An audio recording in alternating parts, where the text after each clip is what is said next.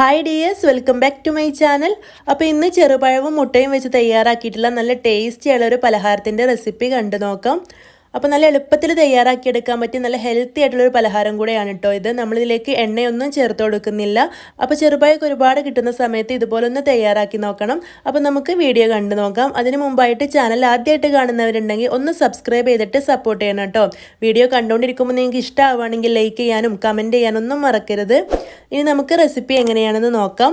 ഇതിനു വേണ്ടിയിട്ട് ഞാനിവിടെ ഒരു ബൗളിലേക്ക് 3 മുട്ട പൊട്ടിച്ച് ഒഴിച്ച് വെച്ചിട്ടുണ്ട്. അപ്പോൾ ഞാനിവിടെ 4 ചെറുപഴത്തിലേക്ക് വേണ്ടിയിട്ടുള്ള അളവുകളാണ് ബാക്കിയുള്ള ഇൻഗ്രീഡിയൻസ് ഒക്കെ പറയുന്നത്. അപ്പോൾ ഇനി ഇതിലേക്ക് മധുരത്തിന് ആവശ്യമുള്ള പഞ്ചസാര ചേർത്ത് കൊടുക്കാം. അപ്പോൾ ഞാനിവിടെ ഒരു 2.5 ടേബിൾ സ്പൂൺ പഞ്ചസാര ചേർത്ത് കൊടുത്തിട്ടുണ്ട്. ഇനി ഒരു മധുരം ഒന്ന് ബാലൻസ് ചെയ്യാൻ വേണ്ടിയിട്ട് ഒരു നുള്ളു ഉപ്പും കൂടെ ചേർത്ത് കൊടുത്തിട്ടുണ്ട്. ടേസ്റ്റിന് വേണ്ടിയിട്ട് ഒരു 1/4 ടീസ്പൂൺ ഏലക്കായപ്പൊടി കൂടെ ചേർത്ത് കൊടുത്തിട്ട് നല്ല പോലെ ഒന്ന് മിക്സ് ചെയ്തെടുക്കണം. അപ്പോൾ ഈ ഒരു പഞ്ചസാരയൊക്കെ അലിയുന്ന വരെ നന്നായിട്ട് തന്നെ മിക്സ് ചെയ്തെടുത്തിട്ടുണ്ട്. ഇനി ഇതിലേക്ക് നമുക്ക് പൊടി ചേർത്ത് കൊടുക്കാം. ഗോതമ്പ് പൊടിയോ മൈദപ്പൊടിയോ ഏത് വേണമെങ്കിലും ചേർത്ത് കൊടുക്കാം. ഞാനിവിടെ മൈദപ്പൊടിയാണ് ചേർത്ത് കൊടുത്തിട്ടുള്ളത്. അതൊരു 3 ടേബിൾ സ്പൂൺ ചേർത്ത് കൊടുത്തിട്ടുണ്ട്. ഇനി ഇതിലേക്ക് കുറച്ച് ചിരവിയ തേങ്ങ കൂടെ ചേർത്ത് കൊടുക്കണം. അപ്പോൾ അതും ഒരു 3 ടേബിൾ സ്പൂൺ ആണ് കേട്ടോ ചേർത്ത് കൊടുത്തിട്ടുള്ളത്. അപ്പോൾ അതൊരു ഓപ്ഷനാണ്. ചേർത്ത് കൊടുത്തിട്ടുണ്ടെങ്കിൽ നല്ല ടേസ്റ്റി ആയിരിക്കും. അപ്പോൾ ഈ ഒരു തേങ്ങയും പൊടിയൊക്കെ ചേർത്ത് കൊടുത്ത ശേഷം ഒന്നുകൂടെ നല്ല പോലെ ഒന്ന് മിക്സ് ചെയ്തെടുക്കാം. ഇനി നമുക്കിതിലേക്ക് ചെറുപഴം ചേർത്ത് കൊടുക്കണം. അപ്പോൾ ഞാനിവിടെ ഒരു 4 ചെറുപഴം ഇതുപോലെ ചെറുതായിട്ടൊന്ന് കട്ട് ചെയ്തെടുത്തിട്ടുണ്ട്. ഇനി ഇത് ഈ ഒരു മാവിലേക്ക് ചേർത്ത് കൊടുത്തിട്ട് ഒന്ന് മിക്സ് ചെയ്തെടുക്കാം.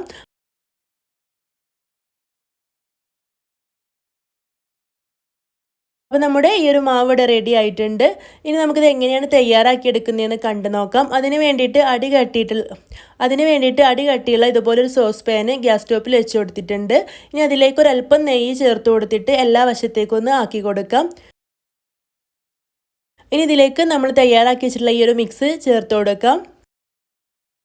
എന്നിട്ട് ഒന്ന് ലെവൽ ചെയ്ത് കൊടുക്കുക കേട്ടോ. ഈ ഒരു ചെറുപഴമൊക്കെ ഇങ്ങനെ പൊങ്ങിക്കിടക്കാതെ ഒരു സ്പൂണോ സ്പാച്ചിലൊക്കെ വെച്ചിട്ട് ഒന്ന് പ്രസ് ചെയ്ത് കൊടുത്തിട്ട് ഇതുപോലെ ഒന്ന് ലെവൽ ചെയ്തെടുക്കാം. ഇനി ഇതിലേക്ക് കാഷ്യൂ നട്ട്സോ അതല്ലെങ്കിൽ നിങ്ങൾക്ക് താല്പര്യമുള്ള ഏത് നട്ട്സ് വേണമെങ്കിലും ചേർത്ത് കൊടുക്കാം.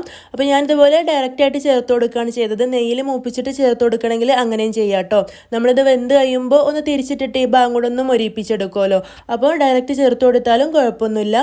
ഇനി ഞാനിവിടെ ഒരു 3 മിനിറ്റ് ഹൈ ഫ്ലെയിമിൽ വെച്ച് കൊടുത്തിട്ടുണ്ട്. അതിനുശേഷം ഇത് ലോ ഫ്ലെയിമിലാക്കിയിട്ട് ഇതിലൊരു പഴയ പാന് വെച്ച് കൊടുത്തിട്ട് അതിൻ്റെ മുകളിലായിട്ടാണ് വെച്ച് കൊടുത്തിട്ടുള്ളത്.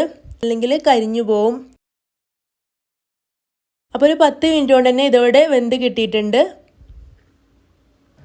അപ്പോൾ ഗ്യാസിൻ്റെ ഫ്ലെയിമിനനുസരിച്ചിട്ടൊക്കെ സമയത്തിൽ മാറ്റം വരാം. അപ്പോൾ ഇടയ്ക്കൊന്ന് തുറന്നിട്ട് ഇതിൻ്റെ സൈഡ് ഭാഗമൊക്കെ നോക്കിയിട്ടുണ്ടെങ്കിൽ തന്നെ മനസ്സിലാവും. ഇനി ഞാനിത് വേറൊരു പാനിലേക്ക് ഒരല്പം നെയ്യാക്കി കൊടുത്തിട്ട് ഒന്ന് കമഴ്ത്തി കൊടുത്തിട്ട് അതിൻ്റെ മുകൾ ഭാഗം കൂടെ ഒന്ന് മൊരിപ്പിച്ചെടുക്കുന്നുണ്ട്.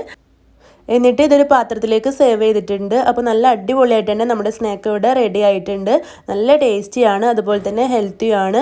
അപ്പോൾ എല്ലാവരും തയ്യാറാക്കി നോക്കിയിട്ട് നിങ്ങളുടെ അഭിപ്രായമൊക്കെ അറിയിക്കണം. അപ്പോൾ ഇതിവിടെ ഞാനൊന്ന് കട്ട് ചെയ്ത് കാണിക്കാം. നല്ല ചൂടുണ്ട്.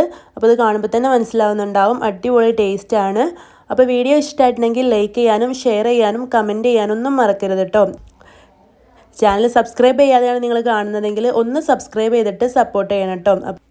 അപ്പോൾ ഇനിയും ഇതുപോലുള്ള നല്ല നല്ല വീഡിയോസായിട്ട് വീണ്ടും കാണാം. താങ്ക്